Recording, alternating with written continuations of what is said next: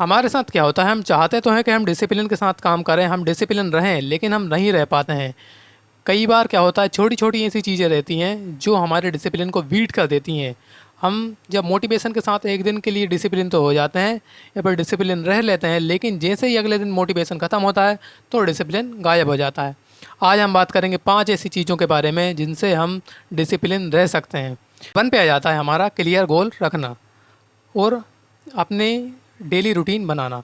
हमें एक जब तुम सोने जाओ तो तभी तुम्हें अपने अगले दिन का जो है रूटीन बना लेना है और उस रूटीन को दिन के हिस्सों में बांट देना है कि इस टाइम पे मुझे यही काम करना है, ताकि जब तुम सुबह उठो तो तुम्हारे दिमाग के अंदर कोई भी कन्फ्यूज़न ना रहे कि यार अब मैं क्या करूं क्या नहीं करूं।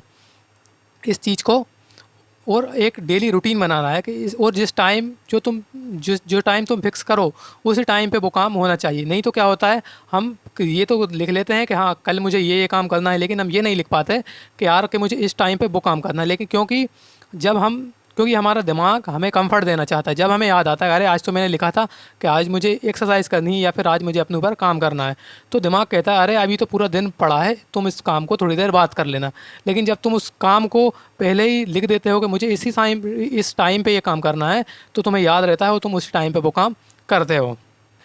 नंबर सेकंड आ जाता है कंसिस्टेंसी और छोटे स्टेप। हमेशा छोटे छोटे कदमों से ही सफ़र आसान बनता है। तो हमेशा जो है छोटे स्टेप के साथ फॉलो करो, क्योंकि जब छोटे स्टेप और कंसिस्टेंसी के साथ काम करते हो तो तुम्हारा काम ही तुम्हारा डिसिप्लिन बन जाता है और एक टाइम पे बाद तुम्हारा डिसिप्लिन ही तुम्हारा मोटिवेशन बन जाता है। जब तुम छोटे छोटे काम करते हो या फिर छोटे छोटे स्टेप में काम करते हो तो तुम्हें वो काम भारी नहीं लगता है और वो काम जल्दी पूरा हो जाता है। और जब हम छोटे स्टेप में काम करते हैं तो वो हमें ज़्यादा हार्ड नहीं लगते हैं। एक जब अगर हम सोचें कि मैं एक किताब को आज ही पढ़ दूंगा तो वो हमें हार्ड लगती है और हम उसे आधी भी नहीं पढ़ पाते। लेकिन अगर हम सोचें कि इस किताब का मुझे रोज़ 10 पेज पढ़ने हैं तो हम उस किताब को आसानी से कवर कर लेते हैं। तो नंबर 4 आ जाता है हमारा डिस्ट्रैक्शन को हटाना और टाइम को मैनेज करना। पहले तुम्हें देखना है कौन से ऐसे ट्रिगर हैं जो तुम्हारे डिसिप्लिन में, जो तुम्हारे काम में वेरियर बन रहे हैं। तुम्हें जब रात में सोने जाओ तो तुम्हें देखना है कि आज वो कौन से काम थे जो मैंने कल सोचा था कि आज मैं करूँगा, और ऐसी कौन सी चीज़ें हैं जिनकी वजह से मैं वो काम नहीं कर पाया। और अपने टाइम को तुम्हें मैनेज कर कर चलना है। ऐसा नहीं है कि जब भी तुम काम करने जाओ तो तुम्हें, अगर एक काम कर रहे हो तो उसके लिए एक टाइम सेट करो कि मैं इस काम को इतनी देर में मुझे करना है, मतलब करना है। और कभी भी काम को कल पर या फिर कुछ देर बाद मत टालो। हम क्या करते हैं कि अच्छी चीज़ों को तो बात के लिए कर देते हैं और जो ख़राब चीज़ें होती हैं उन्हें हम सोचते हैं। जैसे जिम है, जिम हमेशा कल से चालू होती है और जो आलस है वो कल से ख़त्म होता है। नंबर 5 आ जाता है हमारा खुद के साथ स्ट्रिक्ट रहो।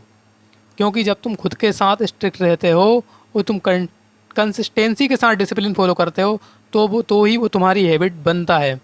और कंसिस्टेंस और अपने साथ स्ट्रिक्ट रहने का मतलब ये नहीं है कि अगर तुम्हारा एक दिन डिसिप्लिन टूट जाए तो तुम उसमें गिल्ट में आ जाओ या फिर अपने आप को गालियाँ देने लगो कि यार कि मैं तो किसी काम का नहीं, मैं कुछ नहीं कर सकता। एक दिन अगर डिसिप्लिन टूट जाए तो तुम्हारी ये 100% कोशिश होनी चाहिए कि 2 दिन तक लगातार कभी भी डिसिप्लिन ना टूटे।